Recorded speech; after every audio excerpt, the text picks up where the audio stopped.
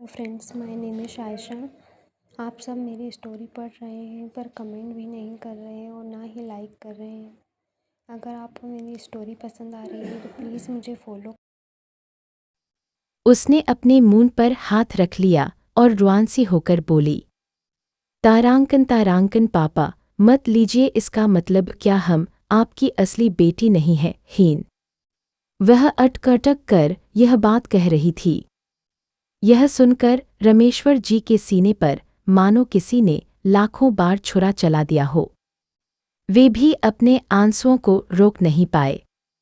अब तक खुद को संभाले बैठी सुधा जी अंशिका को गले से लगा लेती हैं और कहती हैं, तारांकन तारांकन बेटा, भले ही हमने तुम्हें जन्म न दिया हो, पर क्या कभी तुम्हें यह महसूस कराया कि तुम हमारी अपनी नहीं हो? अगर तुम्हें कभी यह लगा हो तो हमारी ही कमी रही होगी। अंशिका सिर हिलाती है और रोते हुए कहती है, तारांकन तारांकन, नहीं माँ, आपने तो मुझे सगी औलाद से भी ज्यादा प्यार दिया है।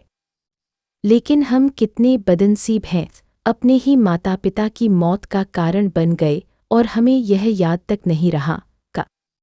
यह कहते हुए वह जोर जोर से रोने लगती है और उसकी हालत बिगड़ने लगती है। सुधा जी जल्दी से डॉक्टर को बुलाती है।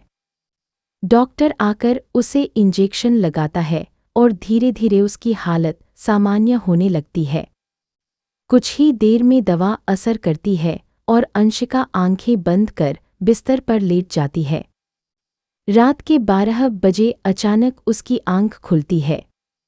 वह देखती है कि उसका भाई अभी भी उसका हाथ पकड़े बैठा है।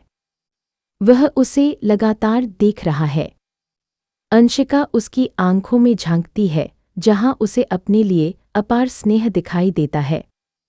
वह झटके से उठती है और अभय के गले लग जाती है।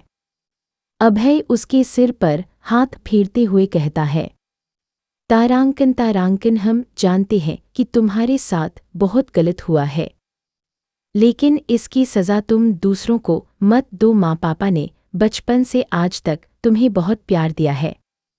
जो बीत गया उसे बदला नहीं जा सकता, लेकिन जो हमारे पास है उसकी कद्र करना ही समझदारी है ही। यह सुनकर अंशिका गहरी सोच में पड़ जाती है। सुबह जब रमेश्वर जी और सुधा जी वार्ड में आते हैं तो वे देखते हैं कि अंशिका मुस्कुराते हुए अभय से बातें कर रही है। उसे हंसते हुए देखकर दोनों के चेहरे पर राहत आ जाती है। अंशिका जैसे ही रमेश्वर जी को देखती है, वह तुरंत उठने की कोशिश करती है, परंतु कमजोरी के कारण गिर जाती है। अभय उसका हाथ थामकर उसे संभाल लेता है। अंशिका पास बुलाकर दोनों माता पिता का हाथ पकड़ती है और कहती है, तारांकन तारांकन, मैं अतीत को नहीं बदल सकती, पर आप लोगों से मुझे हमेशा माँ बाप का ही प्यार मिला है। आज से मैं सब कुछ भूलकर आपके साथ एक नई शुरुआत करना चाहती हूँ। हाँ। यह सुनकर रमेश्वर जी और सुधा जी की आंखों में आंसू भर आते हैं। दोनों उसे गले से लगा लेते हैं। कुछ दिनों में अंशिका पूरी तरह ठीक हो जाती है। खुशी और सुमित की सगाई हो जाती है। फाइनली घरवाले भी शादी के लिए राजी हो जाते हैं। 1 साल बाद अंशिका अब हार्ट सर्जन बन चुकी है और एक बड़े अस्पताल में नौकरी ज्वाइन कर लेती है। उसके चेहरे पर फिर से वही चमक लौट आई थी, जो कभी दर्द और आंसुओं के पीछे छुप गई थी। घर में रौनक छा गई थी। खुशी और सुमित की शादी पूरे धूमधाम से हुई। अंशिका ने अपनी बहन की शादी में पूरे मन से हिस्सा लिया, जैसे वह हर पल का आनंद अपने दिल में संजो लेना चाहती हो। रमेश्वर जी और सुधा जी अपनी बेटियों को देखकर गर्व से मुस्कुराते। उन्हें लगता जैसे उनकी मेहनत और प्यार रंग लाया हो। कुछ ही महीनों बाद सबसे पहले अंशिका की गोद में एक प्यारी सी बेटी आई।